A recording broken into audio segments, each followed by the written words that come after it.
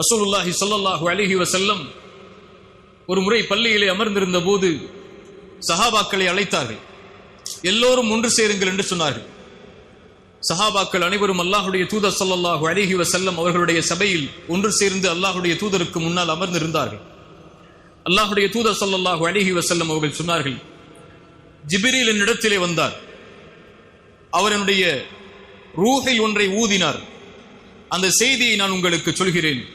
ஜிப்ரீல் எனக்கு சொன்னார், இந்த உலகத்தில் எந்த ஒரு ஆத்மாவும் மரணத்தை அடையாது அதனுடைய வாழ்வாதாரத்தை முழுமையாக்காமல் என்று. ஒரு ஆத்மாவிற்கு அல்லாஹ் ஒரு வாழ்வாதாரத்தை முடிவு செய்திருந்தால் அதை முழுமையாக்காத வரை அந்த ஆத்மாவிற்கு மரணத்தை அல்லாஹ் ஏற்படுத்த மாட்டான். இந்த உலக வாழ்வில் ஒரு மனிதன் பிறப்பதிலிருந்து இறக்கும் வரை அவன் வாழ்வில் சந்திக்கக்கூடிய அனைத்தையும் அல்லாஹ் ரப்புல் ஆலமீன் பதிந்திருக்கிறான். அந்த விதியை, அந்த ரிஸ்கை முழுமையாக்காமல் எந்த ஒரு ஆத்மாவிற்கும் மரணத்தை அல்லாஹ் கொடுப்பதில்லை என்று